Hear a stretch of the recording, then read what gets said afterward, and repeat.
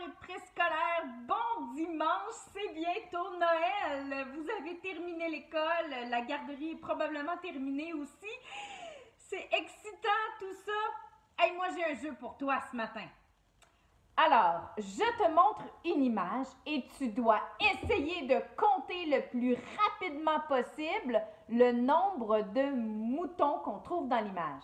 Dans 5, 4, 3, 2, 1, c'est parti!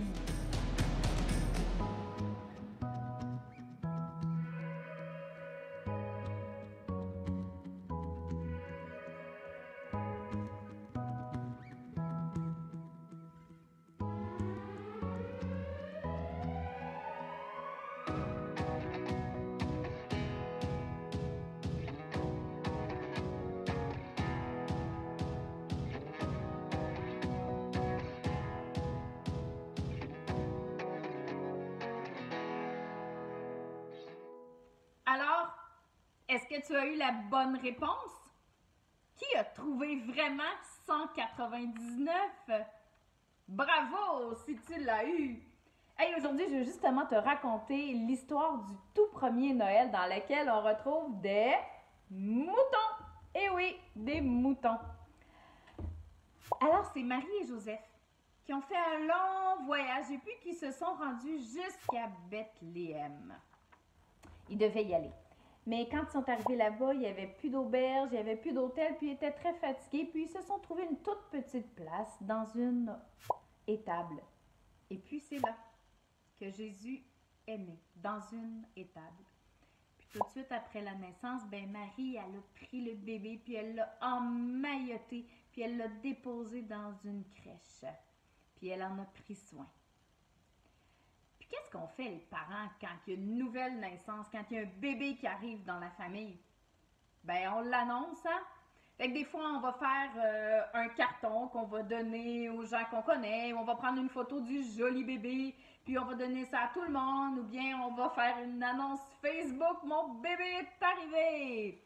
À cette époque-là, on n'a pas fait ça, puis de toute façon, c'est Dieu le Père de Jésus. Et lui, il voulait que toute la terre le sache que Jésus était né. Alors, il a fait ça d'une façon bien particulière. Écoute bien. Alors, il y avait des bergers non loin de là. Et pendant la nuit, alors qu'ils prenaient soin de leurs moutons, qu'ils flattaient, qu'ils brossaient, qu'ils les nourrissaient, je ne sais pas trop comment on prend soin des moutons, mais ils devaient en prendre soin comme il faut. Et puis, pendant qu'ils en prenaient soin, il y a un ange qui est apparu et qui leur a dit la chose suivante. Ne craignez point, car je vous annonce une bonne nouvelle qui sera pour tout le peuple le sujet d'une grande joie. C'est qu'aujourd'hui, dans la ville de David, il vous est né un sauveur qui est le Christ le Seigneur. Et voici à quel signe vous le reconnaîtrez. Vous trouverez un enfant emmailloté et couché dans une crèche. Puis soudainement, le ciel s'est rempli d'anges. Oh boy, que ça devait être impressionnant. Et là, ils se sont mis à chanter tous ensemble « Gloire à Dieu dans les lieux très hauts et paix sur la terre parmi les hommes qu'il agrée ». Ça devait être complètement majestueux. Alors les bergers, eux aussi, voulaient voir le Sauveur. Alors ils se sont rendus jusqu'à Bethléem.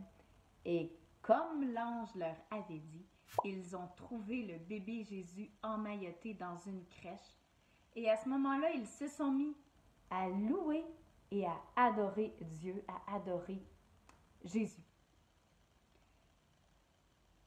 Ça me fait réfléchir à quel point la naissance de Jésus, tout nous amène vers l'adoration. Comme on a vu dans les dernières semaines, Marie, dès qu'elle a su qu'elle était enceinte, elle a été remplie d'une louange envers Dieu. Ça a été la même chose avec Zacharie quand il a su qu'il allait voir le Sauveur qui arriverait. Il était dans une belle attitude d'adoration et encore plus avec les anges et les bergers quand ils ont vu Jésus, ils étaient en adoration, en admiration envers le Sauveur. Nous, on le connaît, Jésus. Hein? À tous les jours, on peut lui parler. On peut lui dire comment on se sent. Il est notre Sauveur. Il est notre Seigneur. À tous les jours, on peut lui parler quand on prie. c'est incroyable. Ça me donne une idée. Est-ce que toi, t'en as des chants de louanges préférés?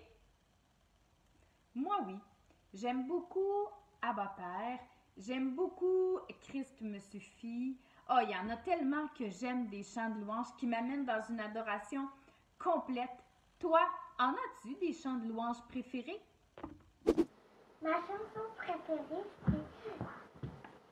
c'est Emmanuel. C'est Abba Père. C'est J'aimerais ça. Mon chant de louange préféré est Pour la gloire de mon Dieu. Mon louange préféré est Le King m'a validé. Moi, c'est Persévérons ensemble. Moi, c'est Christ seul me suffit. Moi, c'est Dieu est bon. C'est Christ est ma joie. Moi, c'est Christ est ma joie. Infiniment grand. Moi, c'est Visage contre terre. Moi, c'est Quelle grâce incomparable. Moi, c'est Joie dans le monde. C'est le roi de la jungle. Moi, c'est Nous nous tiendrons fermes.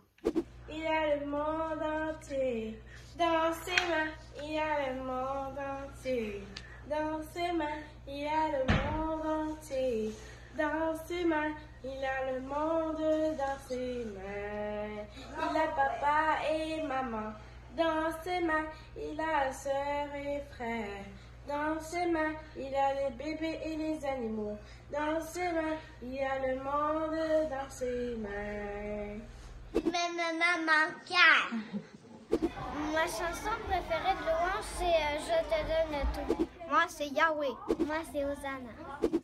Bon, maintenant qu'on sait qu'il y a plusieurs amis de Carrefour Junior puis du préscolaire qui ont des chansons de louanges préférées, bien, j'ai le goût de te suggérer la chose suivante.